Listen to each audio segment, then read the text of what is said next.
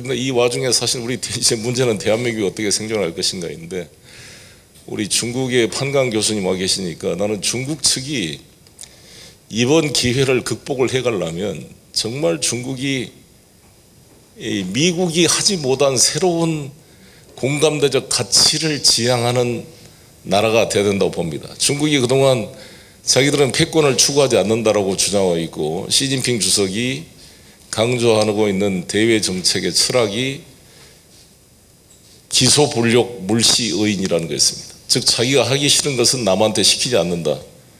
지소부의 우시위란 이란 거를 대외 정책의 철학으로 제시하고 있는데, 과연 중국이 1대1로의 연선 국가나 우리 대한민국 같은 주변 국가의 관계 속에서 그러한 패권적인 형태가 아닌 진정한 이웃과 형제 국가로서의 그러한 자세와 정책을 펴왔는가에 대해서 돌이켜볼 필요가 있다, 저는 이렇게 생각합니다. 단적인 예로 사드 배치를 둘러싼 롯데 기업에 대한 이 가혹한 보복 조치는 아주 편협한 것이었다고 생각합니다.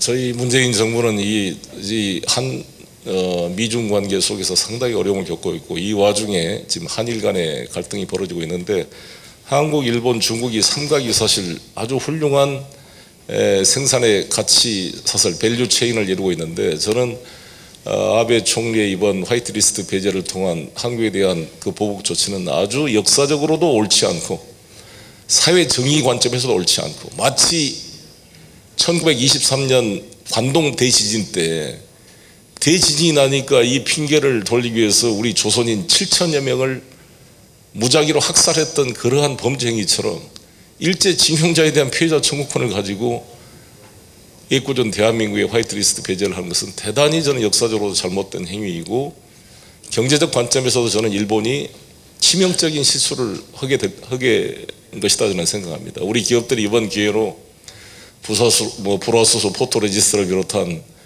반도체 관련뿐만 아니라 확실하게 그런 부품 소재 장비 산업의 자립화의 길을 저는 충분히 해낼 수 있다고 생각이 들고, 우리 정부도 그걸 뒷받침해 갈 것입니다.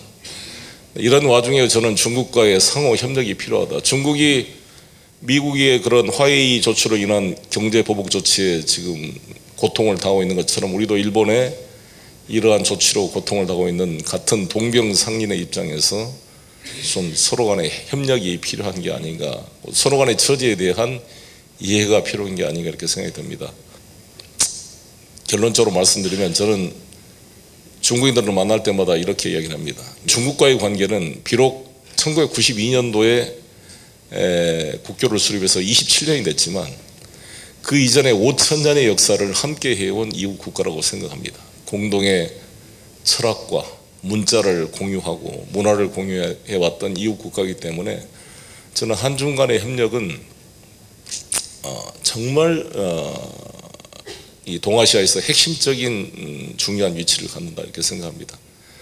제가 우리 황 교수님 중국인들 만날 때마다 강조한 것 중에 하나가, 중국 대륙을 둘러싸고 있는 이 변경 국가가 14개 나라가 있습니다. 14개 나라.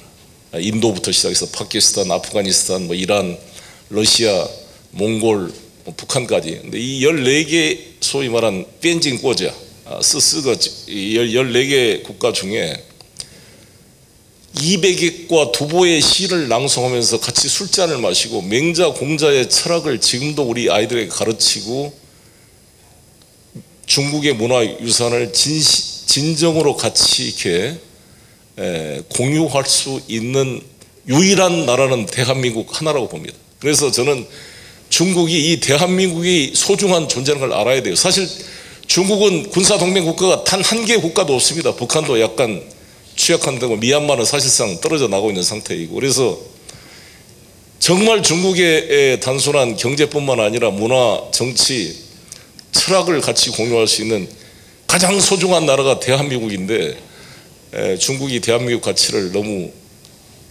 잘 모르고 이번에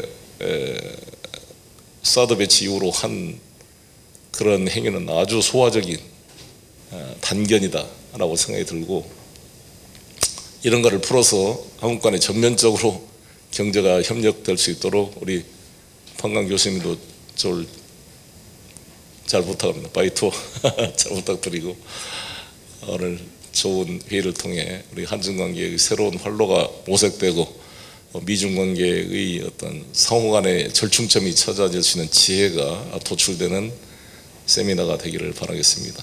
감사합니다. 축하합니다.